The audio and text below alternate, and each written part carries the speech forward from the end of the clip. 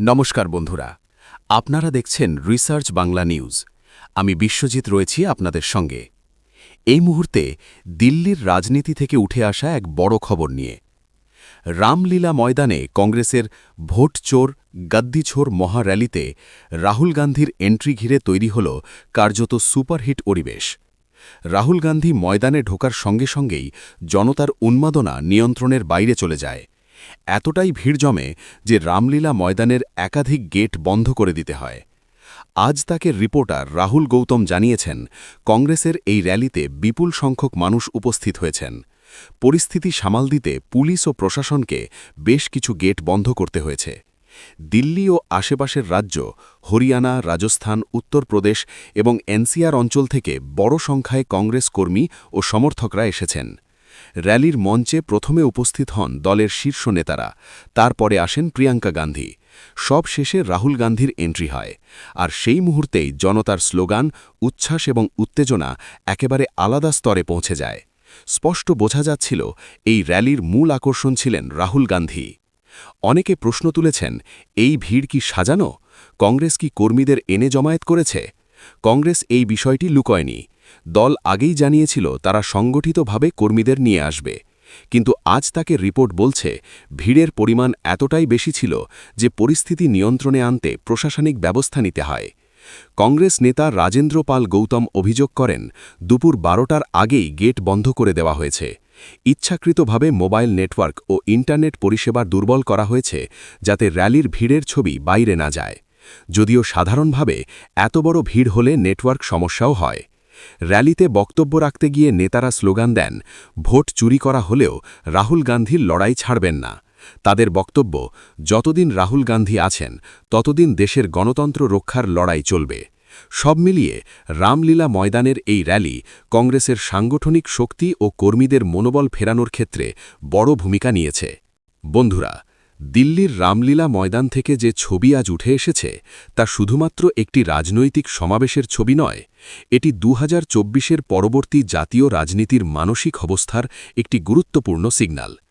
রাহুল গান্ধীর রামলীলা ময়দানে প্রবেশ, জনতার উন্মাদনা, গেট বন্ধ হয়ে যাওয়া এবং জাতীয় সংবাদ মাধ্যমের রিপোর্ট, সব মিলিয়ে এই ঘটনা কংগ্রেসের রাজনৈতিক পুনর্গঠনের এক গুরুত্বপূর্ণ মুহূর্ত হয়ে উঠেছে। রাহুল গান্ধীর এন্ট্রিকে অনেকেই হিরো এন্ট্রি বলছেন, কারণ এই র্যালির পরিকল্পনা, প্রোটোকল এবং মঞ্চবিন্যাস থেকেই স্পষ্ট ছিল যে কংগ্রেস চেয়েছে রাহুল গান্ধীকে কেন্দ্রবিন্দুতে রাখতে।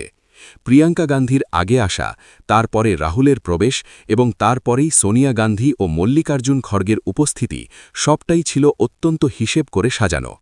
এই মুহূর্তে কংগ্রেস জানে তাদের আন্দোলনের মুখ, ভাষা এবং প্রতীক সব মিলিয়ে রাহুল গান্ধী সবচেয়ে বড় রাজনৈতিক সম্পদ।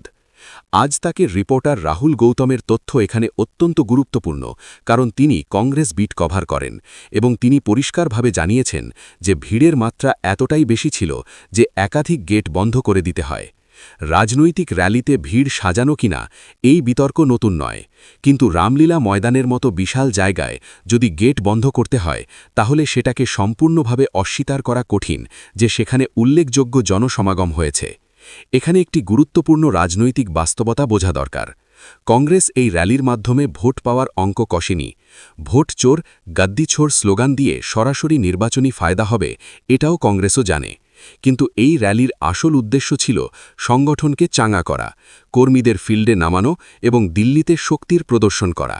সেই দিক থেকে দেখলে এই র্যালি কংগ্রেসের জন্য ব্যর্থ বলা কঠিন। রাজেন্দ্র পাল গৌতমের অভিযোগ, গেট আগেভাগে বন্ধ, নেটওয়ার্ক স্লো, ইন্টারনেট বন্ধ, এগুলো রাজনৈতিকভাবে খুব পরিচিত অভিযোগ। বড় সমাবেশে নেটওয়ার্ক সমস্যা হয়, এটা বাস্তব সত্য। আবার এটাও সত্য, ভিড়ের ছবি ছড়িয়ে পড়লে রাজনৈতিক বার্তা আরও শক্তিশালী হয়। তাই এই অভিযোগকে পুরোপুরি উড়িয়ে দেওয়াও যাবে না, আবার অন্ধভাবে মেনেও যায় না। তবে এটুকু নিশ্চিত, ভিড়ের ছবি ইতিমধ্যেই বাইরে এসেছে এবং সেই ছবি কংগ্রেসের পক্ষে গেছে। সবচেয়ে গুরুত্বপূর্ণ বিষয় হল রাহুল গান্ধীর রাজনৈতিক অবস্থান।